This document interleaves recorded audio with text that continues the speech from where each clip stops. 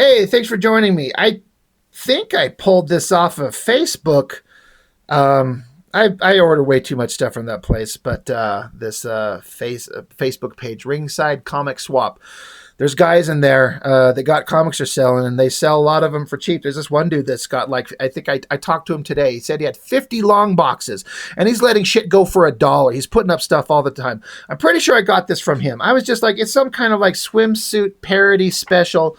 I'm like, why not? It's $1. It's something different. I don't know what Parody Press is. I don't. Kabuki Studios. It sounds vaguely familiar. It says in here that this was made in '93. So its writer is Bill, I think Mouse, Maus. I'm guessing that's how you say the name. That's a name that is familiar, but I don't know anything about. I don't know anything beyond the name sounds familiar. It says pencil artist Billy Mouse. So is it the same guy or I don't get it. Inker William Mouse Jr. So I don't, is there a joke there? Whatever. I just assume it's the same guy.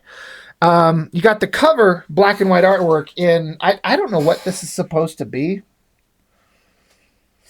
Yeah, I don't know what it is. But I guess these guys do all kinds of.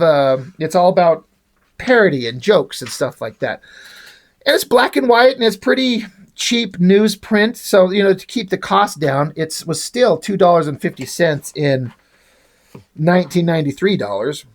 But when you're a small publisher, you don't get volume discount because you're not printing 8 million copies. It's you're probably only printing a much smaller. Anyway, who cares? I get it. Not everyone can have giant glossy paper, and I do like black and white. But it's a bunch of parodies of things, some of which I obviously recognize, some of which I don't.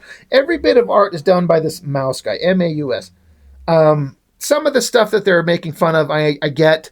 This is some kind of manga inspired thing. I don't know if this is supposed to be like Ghost in the Shell kind of a thing. I don't know. I don't know what it is. I don't know anything about manga. The art's kind of, there's parts where it's kind of fine. It's not my favorite art. Not my favorite artist. It's certainly fine. It works and he's talented, but it's just kind of a thing that doesn't super vibe with me, but I was curious. That's why I grabbed it. I didn't know what it was, and just to have a little bit of variety. And then it's also supposed to be funny. Again, humor is hard, and the humor in this is it's kind of not, I didn't laugh once. It's like, oh, that's kind of cute. That's the best you get. I do like some things, like this shot of the girl changing behind this curtain. And so they use the zipatone to give her figure the shape of like being kind of blurred through the curtain. That's neat. I like that use of the zipatone. That's really cool. And then I think these are the radioactive hamster something or others. They mention their name a little bit later. It just says the swimsuit special episode 93. Guy's like, a challenge I cannot refuse. So he dives into the water for some reason. Okay. An entire page dedicated to hamster guy diving in the water. He's like, you owe me $5. It's like, I told you the water wasn't that cold. Yeah, okay. I owe you $5. One of the guys trying to fix the engine to his boat, which I had to stare at this. I'm like, where are they? And what is he working on? It wasn't until I got down here lower. I'm like, oh, they're on a boat out in the ocean and the engine is broken. So in terms of like clarity of storytelling, I was like, what the fuck am I? Okay, whatever. But then they hear someone yelling for help. There's a hot girl in like a rubber raft and a shark is attacking it. Okay, so our radioactive hamster, whatever the fucks, are going to go help her. They couldn't get the engine running, so he's working on the engine. He's like, I have to make it a rush job. So he just bonks it, and suddenly the motor works. I'm like, okay, that was kind of funny. So off they go charging at it, and they're like, oh shit, we don't have brakes, and they plow the boat straight into the shark's mouth. Okay, and then this shot of the girl, she's knocked out, she's coming to, so you got the shot of the characters, kind of light line work as they, she's fading into consciousness, and they're like, hey, are you all right? She's like, she looks fine to me, and they're like, yeah, they're being lecherous over the girl in the bikini. She's like, what about the shark? He's like, don't worry, he's still chewing on our boat, and they're like, hey, I don't think your boat fared much better, because it was inflatable, it's flat, it's deflated. I guess it's funny.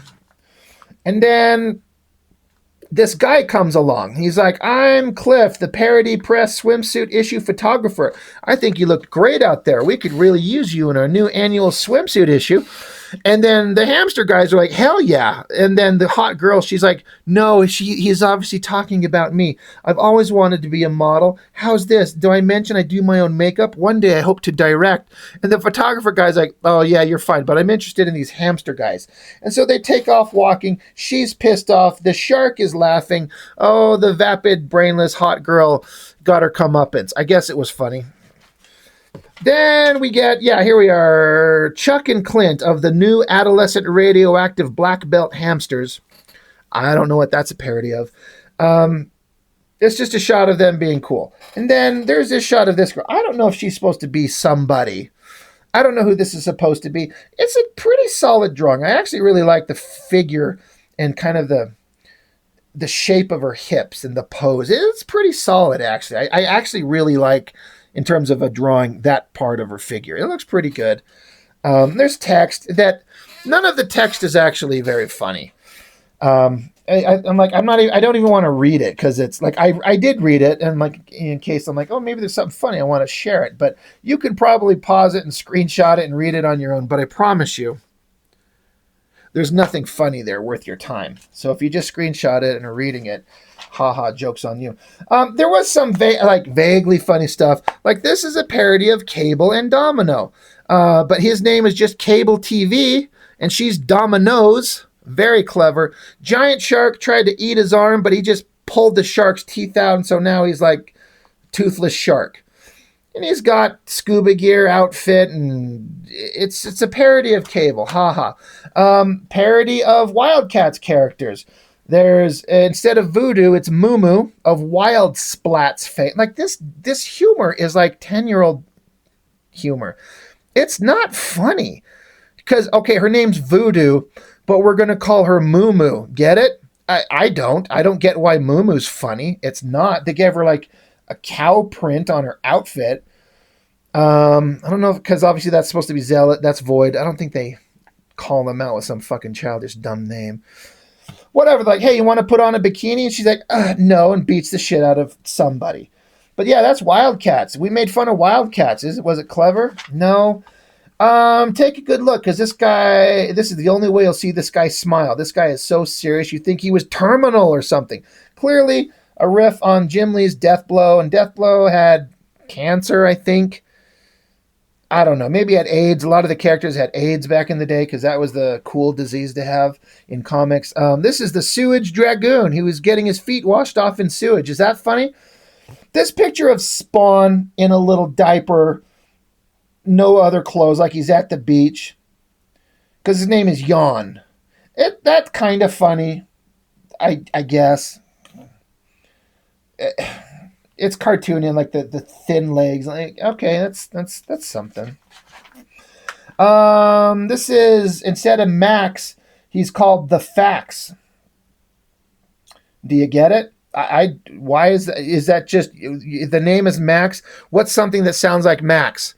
Fax, like a fax machine. I guess, is this paper coming out of his mouth? Is that funny? The drawings are fine. I like that cutesy kind of cave girl thing. That's kind of fun.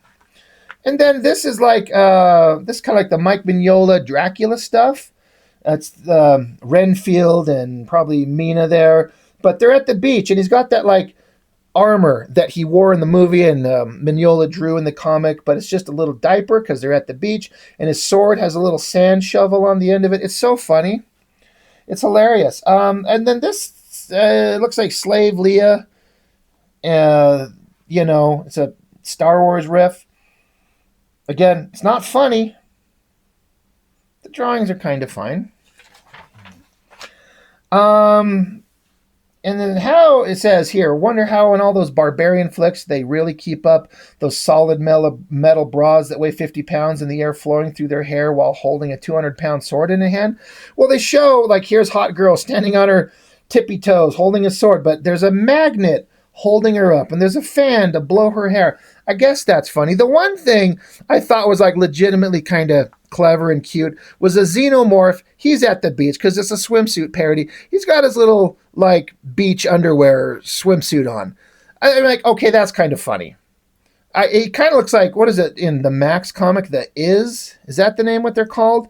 It kind of looks like that, but a xenomorph on the beach wearing a little swimsuit. Like, okay, that one made me chuckle a little bit. I don't know who this fucking girl is. I don't care. I like a she Lobo. I'm guessing. And whoever this girl, she's kind of like Wonder Woman. And then they say, hey, it's Diggity Dog, the creation of Steven Silver, professional caricature artist, and Matt Robinson, professional artist painter. This character is just too cool to leave out. Sure, it's Diggity Dog. Why not? And then I guess this is supposed to be maybe a cartoony caricature of the artist itself.